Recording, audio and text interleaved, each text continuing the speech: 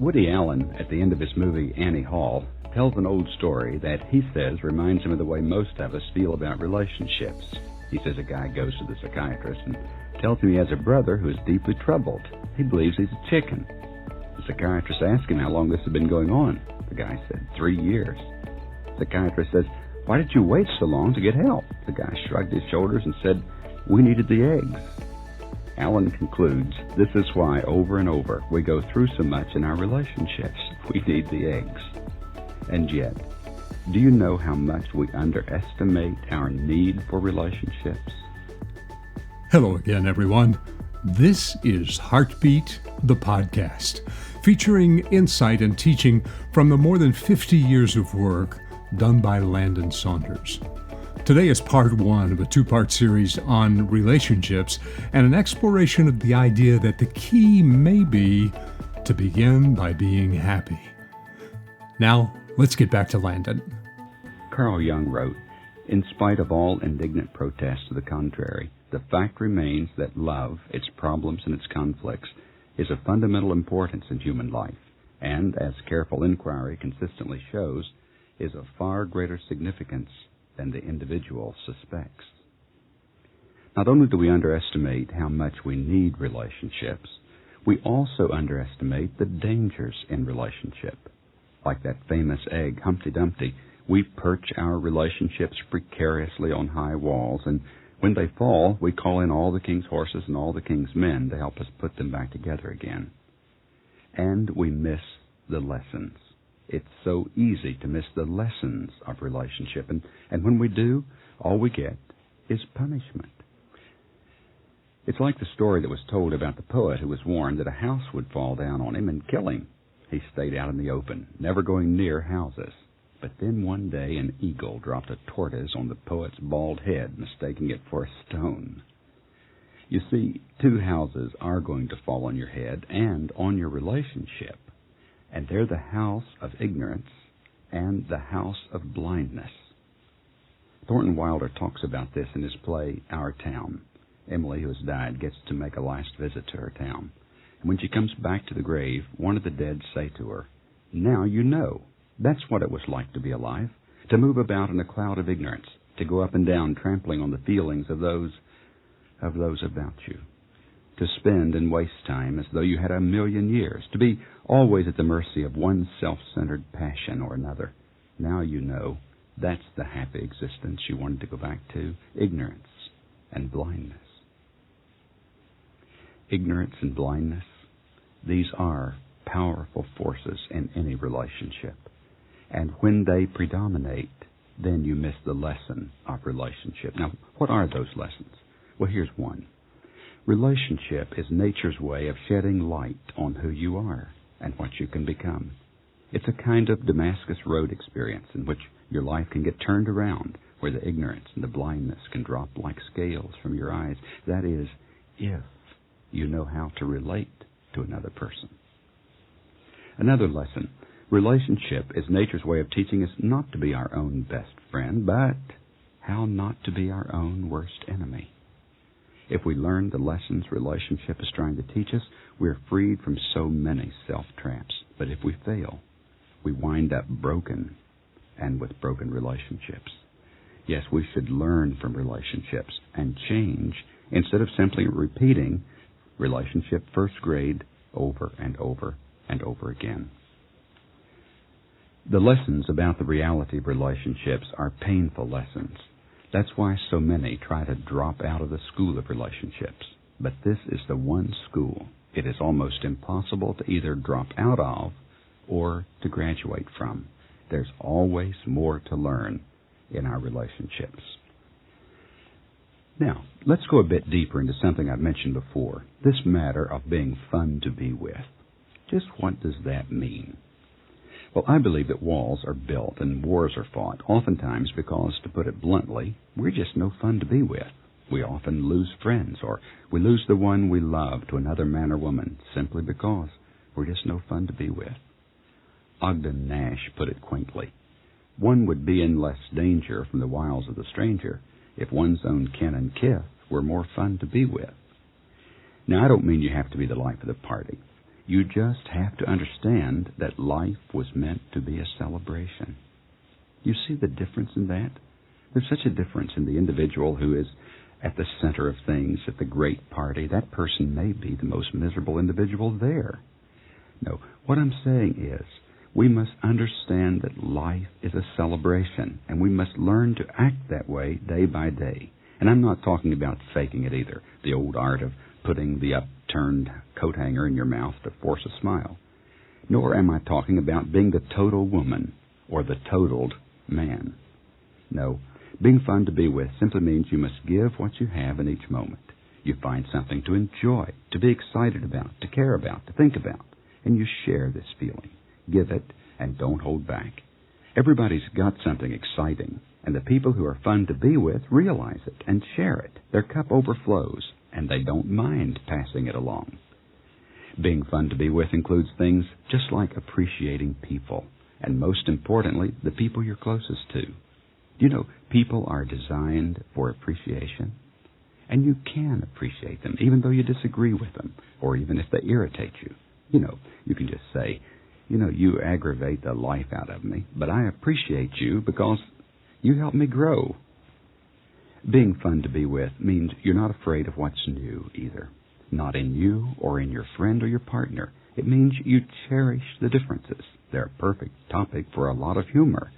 You see, even the people who are really struggling with difficulties are simply nicer to each other when they're having a good time. What I'm really talking about is mood insurance. Mood insurance for your family. Have you insured the climate for your relationships? You've insured everything else.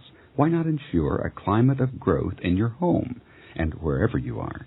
You do that by simply being fun to be with. Joy creates the greatest possible climate in relationships. And such a climate is contagious at home and at work. But I'll warn you, you'll need a pretty hearty variety of joy to survive some people's bad moods, because it's usually the bad moods that dominate. Have you noticed that? A person in a bad mood walks in and suddenly everyone is apt to get down. Yes, your joy will have to be pretty hearty sometimes. Well, Landon will be back in just a moment. But as always, we want to remind you that there are additional materials available for you from Landon Saunders, and you can access them simply by visiting the website. thisisheartbeat.com. There's never any obligation. We respect your privacy, and we hope you'll visit soon. thisisheartbeat.com. Now, let's get back to Landon. How often do you really have a good time when you're with friends, or family, or your mate? Or are you the kind of person who waits to get away from the children to have a good time? Or you wait for the weekend, or until you're not so tired, or maybe even until you go on vacation? Well, people who wait to have a good time usually don't have a good time, even when that time comes, because they're out of practice. It's like a story Will Rogers told. He said he asked a druggist if he ever took time off to have a good time. The druggist replied, no, he didn't, but he sure sold a lot of headache medicine to those who did. What being fun to be with is really about is maturity. It takes a pretty mature person to laugh, and especially at themselves. And only the mature person can risk making a fool of themselves, and sometimes on purpose, or of enjoying nonsense and foolishness, not being so worried or self-conscious about maintaining your image. A French poet rather outrageously once said, an intelligent woman is a woman with whom one can be as stupid as one wants. Well, I guess the same goes for an intelligent man. Further, fun to be with. It's an attitude that can handle change and crisis, which are inevitable in life, because life is full of both. But you're still glad to be alive because you're a profound enough person to have considered the alternative. And the person who's fun to be with, well, they know how to play. And they're not so compulsive, even in the inevitable crisis or disappointment or tragedy. No, you've got a broader range than you may have realized, a resiliency. It's not a matter of getting what you like, but liking what you get. And you're not so afraid of not fitting in or standing out or being a little different. After all, you are just a little strange. Fun to be with doesn't mean you have to be a wit. It just means you're delightful. Delightful. delightful in your own way. You're a listener, an empathizer, an encourager. These are the people who are fun to be with. You're not the big expector or the big rejecter or the big criticizer. No, you're honest, sincere, authentic. You don't always have to have a great day, but you try. Now, let's pause a moment, because I realize I'm on ground that's a little bit dangerous. I'm talking a better message than I'm sometimes able to practice. We're in this thing together, you know. Lord Chesterfield, in one of his famous letters, wrote, "In matters of religion and matrimony, I never give advice, because I will not have anybody's torments in this world or the next laid to my charge." Well, in my life, I'm afraid I haven't always been so discreet, but at least I'm not as blunt as one woman I heard about. Her friend showed her a picture of the man she was going to marry. She was a little apologetic because, well, he really wasn't very much to look at. And so she said, "You know, he's not very good looking, but after all, beauty's only skin deep." Well, her friend took one look and said, "Skin him." A lot of work that's been done on relationships strikes me as being just skin deep. It's more dermatology than internal medicine. It's more about outward signs and blemishes than it is getting to the inner feelings and meaning and sufferings of relationships. And I don't want to talk about relationships as if they're just some big problem, or I don't want to lead you to believe that all the problems can be solved. They can't. They don't have to be solved. And that's because, and get this, at the heart of relationship is a great mystery, not a great problem. And you know what the proper response to a great mystery is? Well, it's not formula. And it's not getting steps 1, 2, 3, and 4 all down exactly right. You can drive yourself crazy trying to figure out your relationships and trying to do this and trying to do that. Let me tell you what the proper response to the great mystery that lies at the heart of relationships is. It is joy. It's joy. It's not 100 things to do or 100 things to remember. Now, it is the nature of relationships, the very nature of them, that make me talk to you about being fun to be with or about joy. Jesus understood this. He told the people, don't rejoice in what you've done and what you've accomplished. Rather, he said, rejoice because your names are written in heaven. You have a relationship. And that means relationships rest in grace, always. That's why joy is appropriate every day, no matter what happens. No matter how much pain, no matter how much conflict, if your relationship rests in grace, then it's okay. And it's why joy is so powerful in the relationship. It's why it can be there no matter what is going on.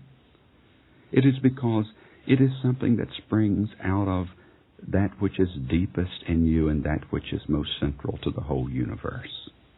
Joy is. You can have it any time you choose to reach out for it. It's why it creates the best of all climates in which a relationship can grow. And so, here's the most important thing I have to say to you. You cannot love unless you begin by being happy.